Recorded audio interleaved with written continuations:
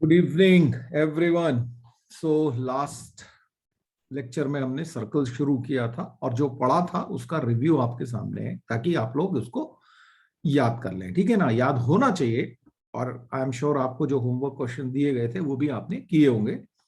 तो हमने जो पढ़ा था वो था कि इक्वेशन ऑफ सर्कल क्या है, x minus A whole square plus Y minus B whole square is equal to R square. Basically हमारा डिस्टेंस फॉर्मूला से ये निकल के आया था। ठीक है। और जनरल इक्वेशन ऑफ सर्कल मैंने आपको बोला था याद रखनी है, वो क्या है, X square plus Y square plus 2gx plus 2fy plus c equal to 0 where centre is minus g comma minus f and radius is g square plus f square minus c और उसका square root. तो ये किया था हमने और इस पे कुछ क्वेश्चंस भी किए थे। ऑफ कोर्स आप लोगों ने भी बहुत सारे आंसर्स दिए। तो अब इसके आगे बढ़ते हैं हम लोग। अब आपके पास ये क्वेश्चन है, find the equation of a circle which passes through 3 points 1, 0, -1, 0 and 0, 1। अब कैसे करेंगे इसको, ये समझने वाली बात है। देखिए, जो हमारी सर्कल की इक्वेशन थी, जनरल इक्वेशन ये वाली, x square plus Y square plus 2gx plus 2fy plus c, इसके अंदर आपके पास अननोन कौन कौन से अननोन है आपके पास, जी, एफ और सी, ये 3 अननोन है। और आपको पता है जितने अननोन, उनको सॉल्व करने के लिए या उनको फाइंड करने के लिए उतनी ही इक्वेशंस की आपको जरूरत पड़ती है। तो इसका मतलब आपको 3 अननोन है तो 3 इक्वेशंस की जरूरत पड़ेगी। तो हमारे पास इसीलिए 3 पॉइंट्स दिए गए हैं। अगर 2 दिए गए होते तो ऑब्वियसली हम उसको सॉल्व नहीं कर सकते थे, या 2 प्लस कोई और कंडीशन दी गई हो। ठीक, तो ये सिचुएशन है। तो अब इसको कैसे सॉल्व करें, तो हम अपनी पहले तो जनरल इक्वेशन लिख लेते हैं। देखो, बार बार लिखने की आदत डाल लेना, नहीं तो आपको लगेगा कि आपको याद है, पर वो एंड टाइम पे आपके काम आएगी नहीं। 2gx plus 2fy plus c equal to 0। ठीक है जी, ये हमने इक्वेशन लिख ली। अब ये जो है इन तीनों पॉइंटों से पास होती है, तो उसको लिख लेते हैं। तो कौन सा पहला पॉइंट ले लेते हैं, 1, 0, यानी कि x की जगह 1 और y की जगह 0 पुट कर देते हैं। तो 1 plus 0 plus 2g plus 0 plus c equal to 0। इसका मतलब ये हो गया कि आपके पास आ गया 2g plus c equal to -1। ये हो गई आपकी इक्वेशन 1। अगेन फिर दूसरे से पासेस होता है, पास करता है, तो पासेस थ्रू -1, 0। तो अब -1 रख देते हैं एक्स की जगह, तो यहाँ पे तो 1 ही आ जाएगा, -1 का स्क्वायर। यहाँ पे भी 0 आ जाएगा, ये हो जाएगा -2g और plus 0 plus c equal to 0। इसका मतलब ये हो गया कि -2g plus c equal to -1। फिर से ये आ गया आपके पास। और फिर थर्ड इक्वेशन है, कैसे बनेगी, पासेस थ्रू 0, 1। इसका मतलब अब ये x वाला 0 प्लस 1 प्लस 0 प्लस 2f और प्लस c इक्वल टू 0। इसका मतलब ये हो गया कि 2f plus c equal to -1। ये इक्वेशन नंबर 3 हो गई। ठीक है, अब आपके पास 3 इक्वेशन, 3 अननोन, तीनों को सॉल्व करेंगे और आपको g, f और c की वैल्यू मिल जाएगी। तो क्या किया जाए भाई, ये 1 और 2 को ऐड कर देते हैं। ठीक है, इक्वेशन 1 प्लस 2, क्यों, क्योंकि एक में प्लस 2g है, एक में -2g है। जब ऐड करूंगा तो वो कैंसिल हो जाएगा। तो हमारे पास क्या आ जाएगा, 2c इज इक्वल टू -2। इसका मतलब c इक्वल टू -1। और अगर c इज इक्वल टू -1 आया तो मैं इक्वेशन 1 में रख दूं, इक्वेशन 1 से क्या जाएगा, 2g -1 इक्वल टू -1, ये कैंसिल हो गया। इसका मतलब g इक्वल टू 0 आ गया। यहां पे भी रख देता हूं फ्रॉम इक्वेशन 2। तो फिर से क्या होगा, 2f -1 इक्वल टू -1, फिर से कैंसिल हुए, तो f इक्वल टू 0। ये बहुत ही आसान सा मिल गया एक्चुअली हमको ना, क्योंकि नॉर्मली इतना आसान मिलेगा नहीं आपको, पर ठीक है, तरीका तो तरीका है ना, तरीका तो फिक्स है, ऐसे ही करना है आपको, कोऑर्डिनेट्स कुछ भी हो। अब हमारे को जी एफ सी की वैल्यू मिल गई, इसका मतलब क्या हुआ, हमारी जो रिक्वायर्ड इक्वेशन है वो क्या होगी, इसमें लिख देते हैं, वैल्यू रख देते हैं। तो रिक्वायर्ड इक्वेशन क्या हो जाएगी, x square plus Y square, g और एफ जीरो ही हो जाएंगे क्योंकि ये इनकी वैल्यू जीरो है, और सी की वैल्यू -1 है, तो इक्वल टू 0, यानी कि X square plus Y square is equal to 1। ये हमारी रिक्वायर्ड इक्वेशन बन गई। अब बताइए अगर आपको इसमें कोई दिक्कत है। ये क्वेश्चन है, find equation of the circle which passes through the point 5, -8, 2, -9 and 2, 1। बिल्कुल एग्जैक्टली पिछले क्वेश्चन की तरह होगा। आप लोग करेंगे, क्योंकि नहीं करेंगे तो फिर फायदा कुछ नहीं है उसका। ठीक है, 3 इक्वेशंस मिलेंगी जैसे पहले मिली थी, उसको सॉल्व करेंगे, आंसर आएगा और आप मुझे बताएंगे, एंड आई विल वेट। चलिए ओके, चालू करें। चलिए जी, जो लोग कर रहे हैं बहुत बढ़िया, कुछ लोगों के आंसर आ गए, वो भी बहुत अच्छी बात है। बाकी जिन लोगों से नहीं हो रहा, वो उनके लिए थोड़ी सी शुरू करते हैं भाई। तो एज आई टोल्ड यू, हमारा जो इक्वेशन है वो क्या है, X square plus Y square plus 2gx plus 2fy plus c equal to 0। अब ये जब इसमें ये रखेंगे, पासेस थ्रू, ये हमारी इक्वेशन ऑफ सर्किल होती है ना, पासेस थ्रू 5, -8, तो x की जगह 5 और y की जगह -8 रखेंगे, तो हमारे पास क्या आ जाएगा, 5 square plus -8 whole square plus 2g into 5 plus 2f into -8 plus c equal to 0। 25 plus 64 plus 10g minus 16f plus c equal to 0, यानी कि 10g minus 16f plus c equal to, ये हो गया हमारा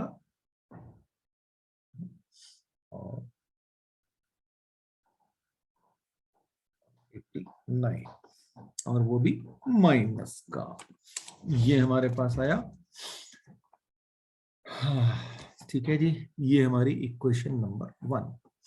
फिर पासेस थ्रू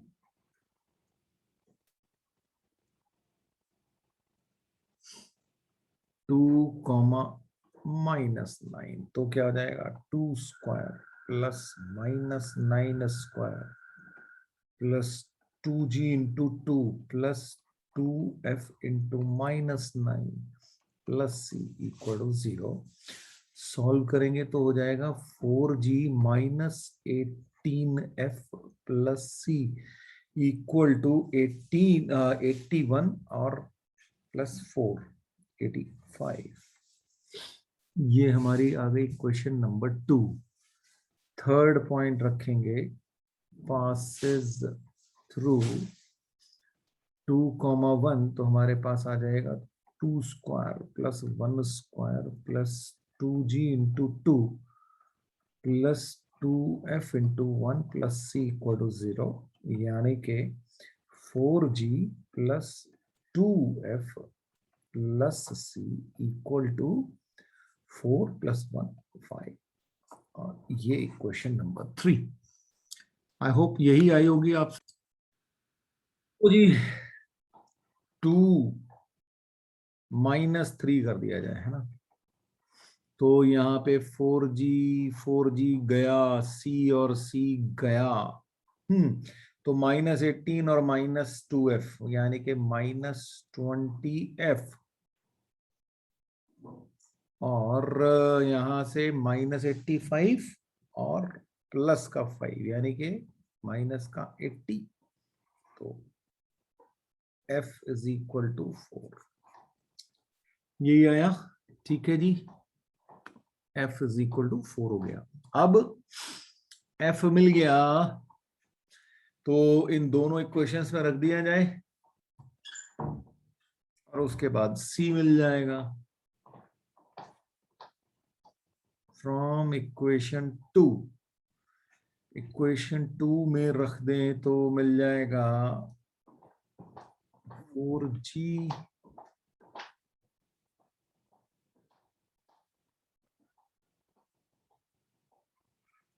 माइनस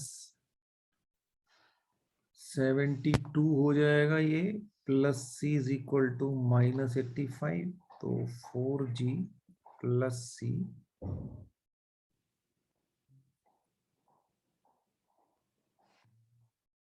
कुछ बहुत ज्यादा बेनिफिट नहीं हुआ है ना, कुछ और करें।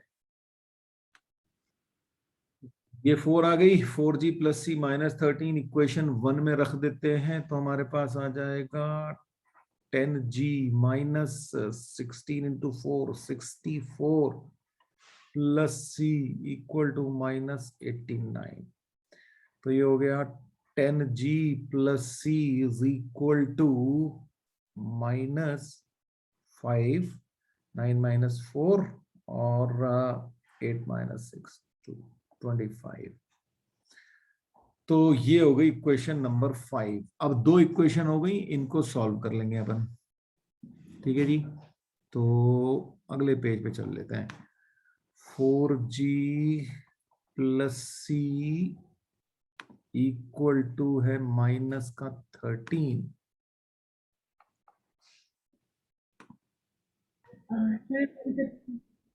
है ना।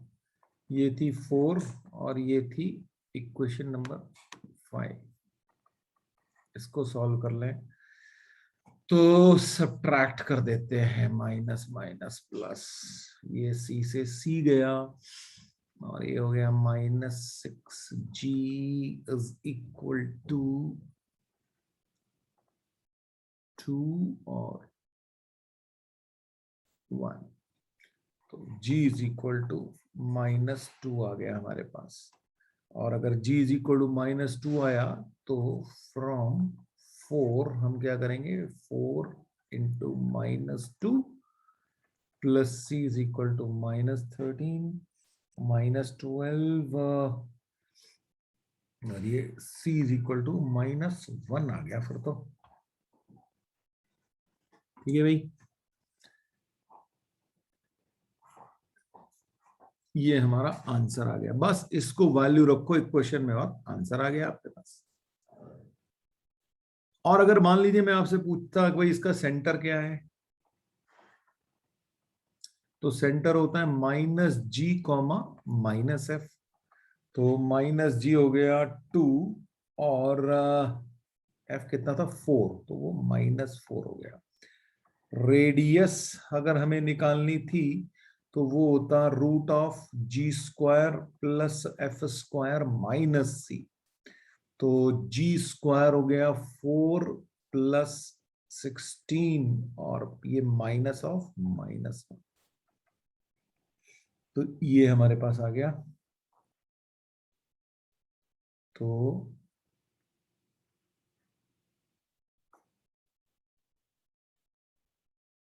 ओके भाई, ये -8 होगा तो ये -5 आएगा, वही मैं सोच रहा हूँ कुछ गड़बड़ हो गई है। ये -5 हो गया तो ये हो गया 25 और ये आ गया आपका 5। ये आपका आंसर। तो ये आपके लिए 2 क्वेश्चन है होमवर्क के, इनको आप करिएगा। अब देखो यहाँ पे एक चीज है जो मैं आपको बता देता हूं, वो आप अपने आप कर सकते हैं एक्चुअली में। देखिए क्या है कि इस सेकंड क्वेश्चन में ये बोल रहा है कि 2 तो पॉइंट दिए इसने आपको, ठीक है। आपको अभी तक ऊपर क्या मिल रहे थे, 3 पॉइंट मिल रहे थे, अब इसने 2 पॉइंट दिए और उसने कहा कि it has its centre on this line, ठीक है। अब आपको क्या करना है भाई, अगर सेंटर इस लाइन पे लाई कर रहा है तो इसका मतलब क्या होगा, सेंटर के जो कोऑर्डिनेट्स होते हैं माइनस जी कॉमा माइनस एफ, वो आपको इस लाइन को सेटिस्फाई करेंगे। यानी कि क्या होगा, -2x, सॉरी -2g, है ना। 2x की जगह -g रख देंगे तो 2 माइनस ऑफ y की जगह -f रखेंगे इक्वल टू 3, तो -2g plus f equal to 3, ये आपकी एक थर्ड इक्वेशन बन जाएगी। बस 3 इक्वेशन, 3 अननोन आप सॉल्व कर लेंगे। तो करिएगा जरूर इस क्वेश्चन को। मान लीजिए ये क्वेश्चन मिला आपको, show that these 4 points are concyclic. Concyclic का मतलब क्या होता है कि वो चारों पॉइंट जो है इसी किसी एक सर्किल पे लाई करते हैं, ठीक है। अब इसको प्रूव करने के लिए आपने क्या करना है कि बहुत सिंपल सा काम है कि भाई आप किन्हीं भी 3 पॉइंट से, कोई भी, ये 4 पॉइंट है आपके पास, किन्हीं भी 3 पॉइंट से आप सर्किल की इक्वेशन निकाल लो, और फिर जो चौथा पॉइंट बचा उसको उस सर्किल की इक्वेशन में सब्स्टिट्यूट करके देखो। तो अगर वो इक्वेशन सेटिस्फाई हो गई तो इसका मतलब वो चारों पॉइंट कंसाइक्लिक है, नहीं हुई तो इसका मतलब नहीं है, ठीक है। कोई भी 3 पॉइंट आप ले सकते हैं, उससे आप सर्किल की इक्वेशन बनाएंगे जैसा कि हम अभी कर रहे थे, और उसके बाद चौथा पॉइंट जो बचा उसको आप उसमें सब्स्टिट्यूट करके देख लेना, ठीक है। तो ये भी आपका एक तरीके से होमवर्क हो गया, इसको भी आप लोग करेंगे।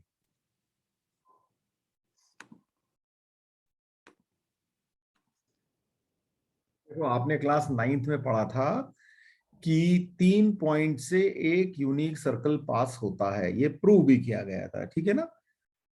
तो अब चौथा पॉइंट भी उस पर लाई कर रहा है, तो इसका मतलब वो सर्किल की इक्वेशन को सेटिस्फाई करेगा। तो कंसाइक्लिक का मतलब यही होता है कि पॉइंट जो है, जो पॉइंट किसी सर्कल पे लाई करते हैं उनको बोलते हैं कंसाइक्लिक पॉइंट। मान लीजिए आपको ये क्वेश्चन दिया गया, क्वेश्चन क्या बोल रहा है, find the equation of the circle passing through 1,0 and 0,1 and having the smallest possible radius. देखिए वही बात है, कंडीशन 3 चाहिए आपको सर्किल के इक्वेशन को निकालने के लिए, क्योंकि 3 अननोन्स है आपके पास, जी, एफ और सी। तो अब 2 कंडीशन तो इन 2 पॉइंट से निकल आएंगी, तीसरे पॉइंट के लिए उसने कह दिया कि भाई जो है स्मॉलेस्ट पॉसिबल रेडियस होनी चाहिए, तो एक तीसरी जो कंडीशन है वो आपको यहां से मिल जाएगी। तो इसको करते हैं, चलिए देखिए। तो क्या करना है, सबसे पहले तो equation of the circle which passing through 1,0 and 0,1 उसको देख लेते हैं, ठीक है। तो हमारी जो इक्वेशन ऑफ सर्कल होती है वो क्या होती है, X square plus Y square plus 2gx plus 2fy plus c equal to 0। ये हमारी इक्वेशन है। पासेस थ्रू 1,0, तो 1,0 से पास हो रहा है, तो x की जगह 1 और y की जगह 0 रखेंगे, तो हमारे पास क्या आ जाएगा, 1 plus 2g plus c equal to 0, या 2g plus c equal to -1। ये पहली कंडीशन आ गई। दूसरी बात क्या कर रहा है, पासेज थ्रू 0,1। अब x की जगह 0 और y की जगह 1 रखेंगे हम, तो ये हो जाएगा हमारे पास 1 plus 2f plus c equal to 0, यानी कि 2f plus c equal to -1। ये हमारे पास आ गई, ठीक है। अब हमारे पास स्मॉलेस्ट पॉसिबल रेडियस, अब देखते हैं भाई रेडियस क्या होती है हमारी, है ना। हमारी रेडियस होती है g square plus f square minus c, और ये this should be the smallest. तो क्या करें, हम ये जी और एफ की वैल्यू रख देते हैं यहाँ पे, ठीक है। तो क्योंकि हमें स्मॉलेस्ट देखनी है तो अच्छा, तो यहां से अब देखें, तो यहां से हमारे को जी क्या मिल रहा है, जी मिल जाएगा, ये c -1 हो जाएगा हमारे पास, अच्छा, माइनस ऑफ c और -1/2 ये बनेगा। ऐसे ही, या फिर माइनस भी कॉमन ले लेते हैं, तो c+1/2 बन जाएगा। बिल्कुल ऐसे ही हमारे पास f भी यही चीज आ जाएगी, -c+1/2, क्योंकि सेम ही चीजें चल रही है ना। तो ये बन गया हमारे पास। तो अब रेडियस निकालते हैं, तो यहां पे वैल्यू रख देते हैं इसकी, तो जी स्क्वायर, जैसे माइनस का स्क्वायर करेंगे तो प्लस हो जाएगा, तो ये आपके पास क्या आ रहा होगा, सी प्लस वन, थोड़ा सा साफ सा लिख देते हैं,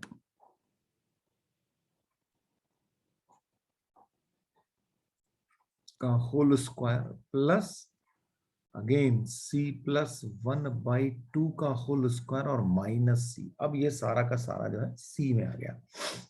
अब क्या हो जाएगा, अच्छा अब देखो, ट्वाइस ऑफ, क्योंकि ये और ये सेम ही चीज है, तो twice of C plus one whole square और डिवाइडेड बाई 4 होगा। इसके मैंने 2 को से बाहर निकाल लिया, ठीक है, तो ये चल रहा है और यहां से ये कैंसिल होगा तो 2 होगा, एलसीएम ले लेता हूं, तो ये हो जाएगा c plus one whole square और माइनस 2c, ठीक है, एलसीएम ले लिया मैंने। अब सी प्लस वन को होल स्क्वायर को ओपन कर देता हूं तो क्या आ जाएगा, c square plus 2c plus 1 minus 2c over 2, 2c से 2c कैंसिल हो गया। अब मैं कुछ ऐसा सा चल रहा हूं, ठीक है ना, यहाँ पे जगह है मेरे पास, उसको यूज कर रहा हूं मैं, ठीक है, तो क्या हो जाएगा मेरे पास, सी स्क्वायर प्लस 1/√2, ठीक है जी।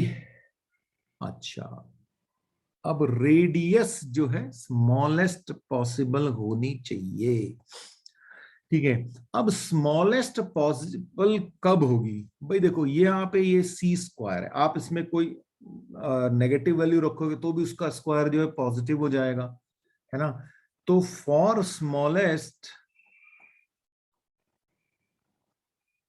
क्या होना चाहिए, स्मॉलेस्ट वैल्यू,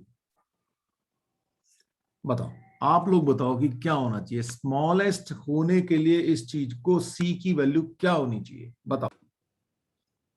देखो बड़ा सिंपल सी बात है ना, for smallest value C should be zero, क्योंकि सी जीरो के अलावा कुछ भी होगा तो वैल्यू उसकी हमेशा बढ़ती चली जाएगी ना भाई, क्योंकि स्क्वायर है, आप 1 रखोगे तो 1 स्क्वायर प्लस 1 होगा, है ना, आप 2 -2 रखोगे तो -2 का स्क्वायर 4 प्लस 1/2 होगा, उसका रूट होगा, तो वैल्यू बढ़ती चली जाएगी आपकी, तो स्मॉलेस्ट क्या होगी, सी इक्वल टू 0, तो इसका मतलब ये हो गया, तो स्मॉलेस्ट रेडियस क्या हो जाएगी हमारी, सो स्मॉलेस्ट रेडियस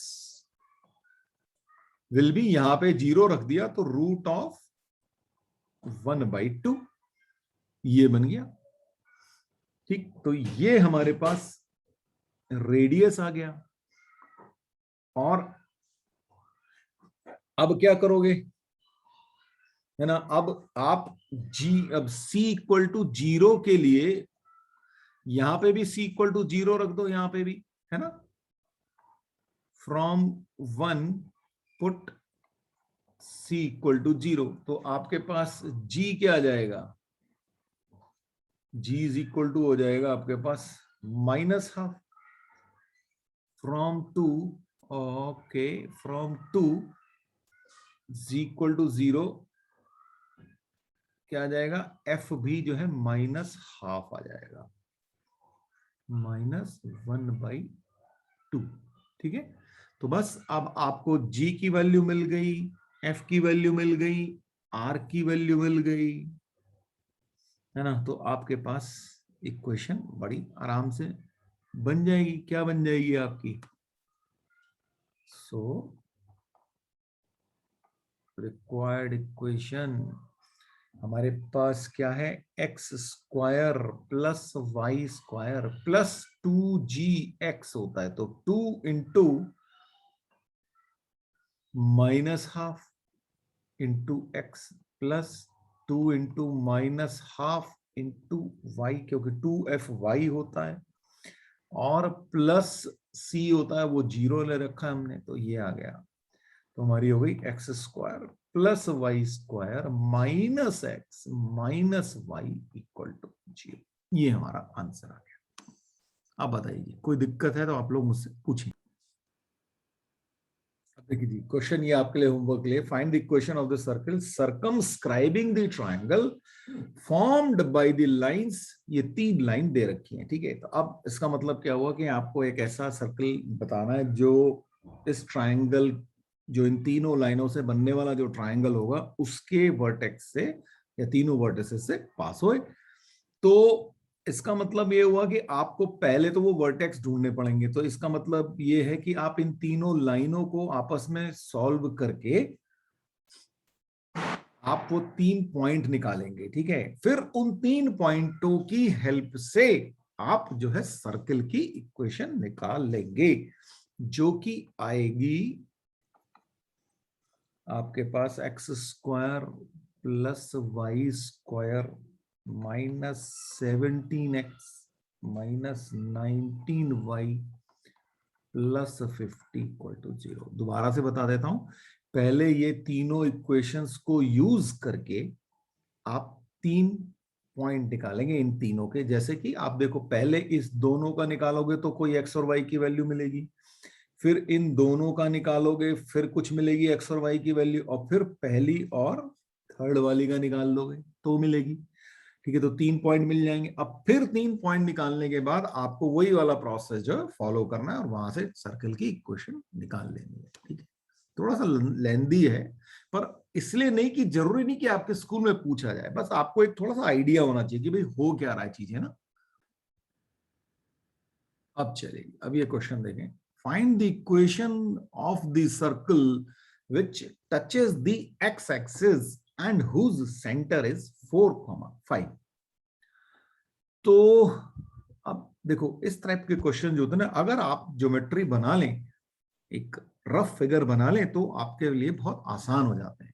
जैसे कि अब हमें एक सर्कल बनाना है जो कि एक्स एक्सिस को टच करता है। तो लेट्स से ये सर्कल मैंने बना लिया, और ऐसे ही एक एक्स एक्सिस बना लेता हूं मैं, है ना। तो ये टच करने वाला ये जो है ये एक्स एक्सिस है, ठीक है।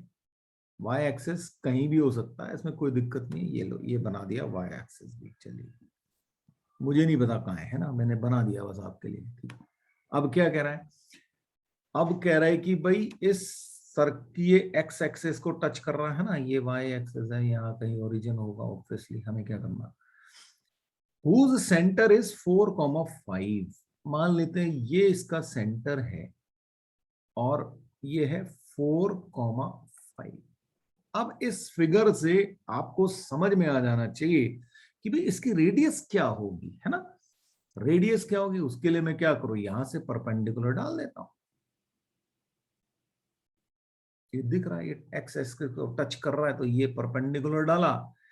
तो ये डिस्टेंस कितनी होगी, ओ एम, है ना। ये जो ओ एम है ये बेसिकली रेडियस होगी, है ना। और ये रेडियस क्या होगी, ये 5 होगी, क्योंकि इस पॉइंट के कोऑर्डिनेट ही 4,5 है। तो इसका मतलब क्या हो गया, मुझे सेंटर मिल गया और मुझे रेडियस मिल गई, मेरा आंसर आ गया।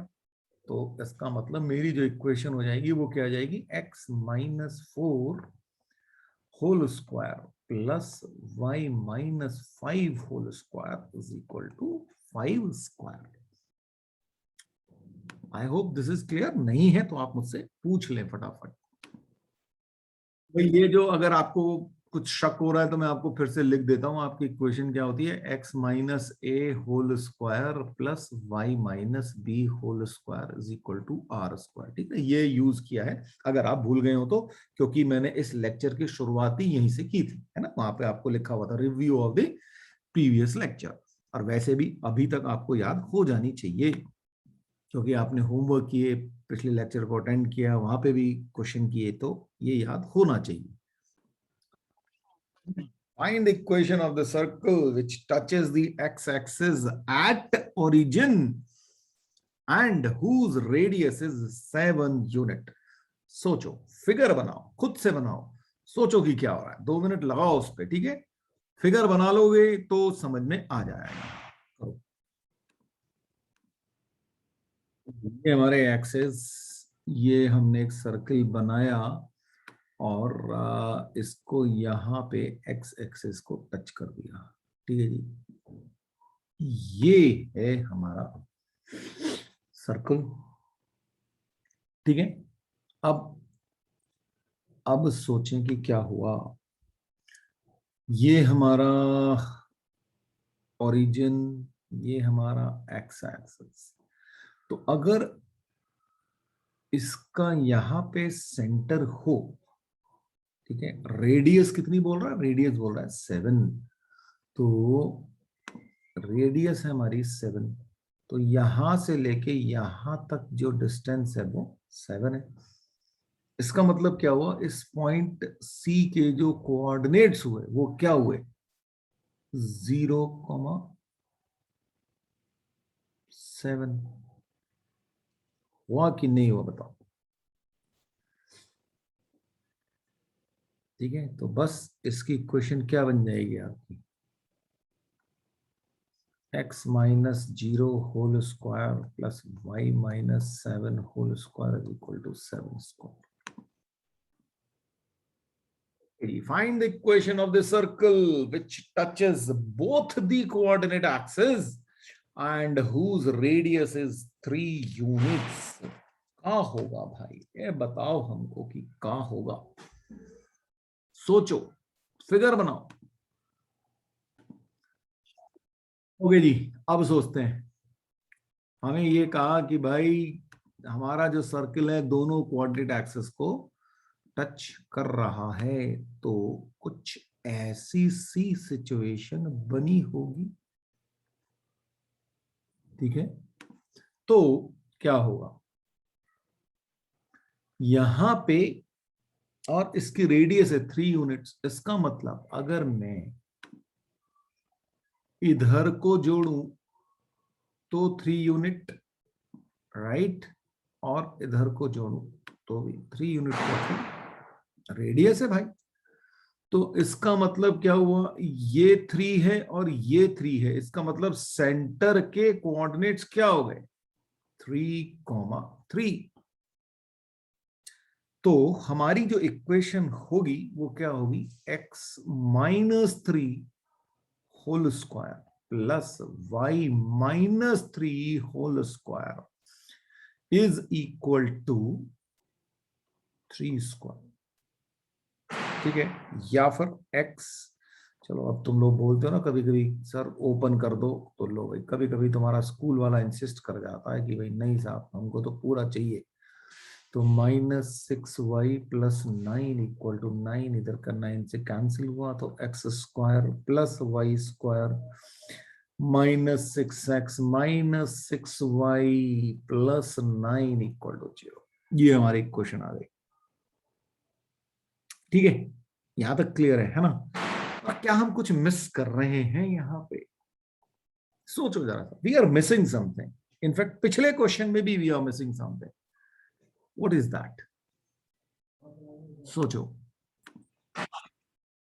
देखो भाई क्या चक्कर है कि हमारी कंडीशन क्या कह रही है, this circle touches both the coordinate axis and whose radius is 3 units. ठीक, अब जरा सोचो, मैं एक और सर्कल बना के दिखाता हूं, लगभग लगभग इतना ही बड़ा। ठीक है, अब देखो ये यहां भी तो हो सकता था कि नहीं, ठीक है, हो सकता था ना। तो उस केस में इसके कोऑर्डिनेट क्या हो जाते, सोचो। तो उस केस में इसके कोऑर्डिनेट क्या हो जाते भाई, यहां पे होता ये है ना। तो फिर यहां से करते हैं आप, फिर यहां पे करते हैं आप, तो -3,3 होते कि नहीं होते, आप बताओ, समझ में आई बात। अब सोचो कि यही सर्कल कहीं और भी हो सकता था, बनाए एक और। अब आपको समझ में आ गया होगा, वैसे हो सकता था कि ये यहां होता। ठीक है, तो फिर इसके कोऑर्डिनेट क्या होते हैं, -3 -3, या फिर यही सर्कल, ये जो चौथा क्वाड्रेंट बचा वहां भी हो सकता था, होता कि नहीं हो सकता। अब साइजेस थोड़े डिफरेंट बन रहे हैं, वो तो कोई बात नहीं, आपको पता है कि मेरा मतलब दिल की बात समझ में आ रही है ना। ऑब्वियसली मैं एग्जैक्टली नहीं बना पाऊंगा, तो या मैं पहले से बना के रखता, पर अभी मैं आपके लिए बना रहा हूं तो इसलिए। तो अब क्या होगा,